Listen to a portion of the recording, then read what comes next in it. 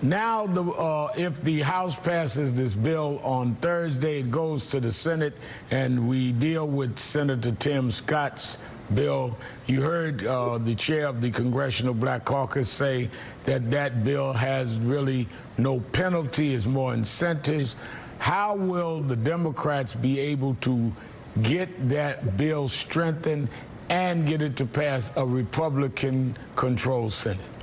Well, that's a good question. And Representative Bass is exactly right. The proposal, both the president's executive order and the Republican bill coming out of this, that's introduced in the Senate, they're just not serious proposals. There are a lot of studies and data collection. They don't fundamentally the real point here from what Congresswoman Bass just said is you need enforcement and you need accountability for police. You need more dollars for training. You need to do all of that. But I think that the fact that there are more than 36 Democrats as co-sponsors, I'm one of them, of course, on the Booker-Harris bill, very similar, maybe even identical to what will pass the House, tells you how serious Democrats are about this. And she and you are both right in saying that this is the moment. We've never seen a national effort and national sentiment break this much in support of justice and policing.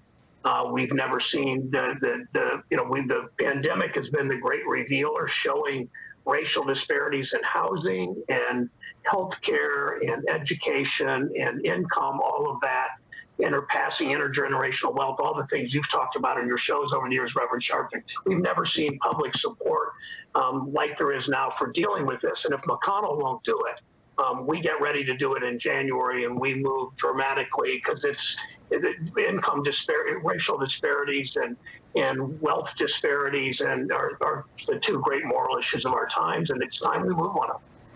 Now, and you're right, the studies and all, it is not only to me something that doesn't deal with the issues in a way that you would when we're talking about crimes here now.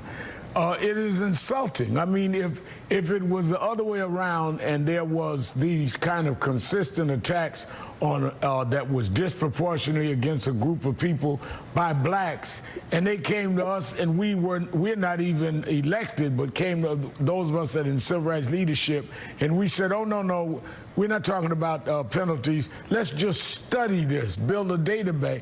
They would call us all kinds of names. It's offensive to me to act like when somebody chokes somebody to death, we need a study, or shoot somebody in the back, we need a study. Well, that's Reverend Sharpton, why I said this is not a serious proposal coming from Senate Republicans or the White House, that they want to gather more data collection, more studies, not actually do anything, not actually enforce penalties when police commit murders or just engage in behavior they shouldn't engage in. It's got to have accountability built in. It doesn't. That's why it's not a serious proposal. Now, in your recent op-ed in the Wall Street Journal, you take large corporations to task for taking advantage of frontline workers, many of whom are black and brown. What action can we take to hold these companies accountable? Thank you for asking about that. Several weeks ago, I was speaking to a Cincinnati grocery store worker, and she said, she's going to work every day while many of us get to work from home safely. And she said, I'm not they call me essential, but I'm really expendable. She said, I'm not making much money, and they don't keep me safe at work. And we know essential workers, what we know from this pandemic, essential workers are more likely to be women than men, and disproportionately people of color. They're moderate wage, low wage workers. 150 bus drivers have died from coronavirus. Grocery store workers, people that change the linen in hotels, food service workers, custodians. Those are my letter to corporate America in the Wall Street Journal.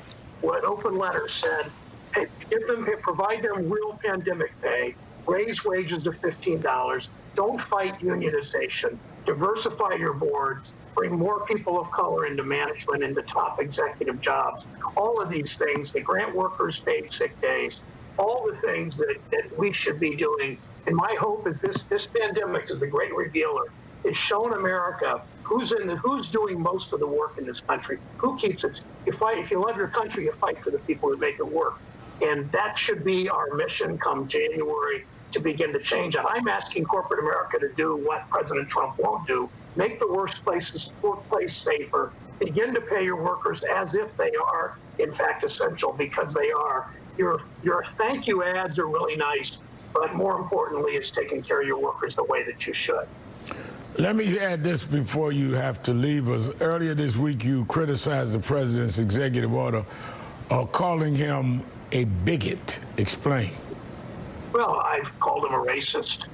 I think probably I called him that in the 2016 campaign. I certainly called him that once he took office and engaged in the racist talk he does. It's all about divisiveness. And last night you pointed out, I think Ms. Lowry, Reverend Lowry's daughter, all of you pointed out that he didn't mention Mr. Floyd. He didn't mention Ms. Taylor.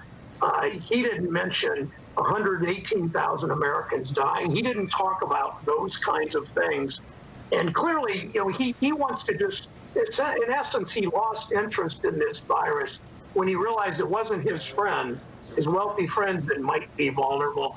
It's a lot of people of color who are getting sick and dying. And that's when he just decided he lost interest in dealing with this. And all of that says to me that his values are based in racism. All right, Senator Sherrod Brown, thank you for being with us this Father's Day. President Trump tweeted his frustrations about some big losses this past week with the Supreme Court on both the LGBTQ protections and on his promised rollback of DACA. Joining me now, Hugh Hewitt, host of Hugh Hewitt's radio show, and Michelle Goldberg, columnist for the New York Times. Hugh, it was a bad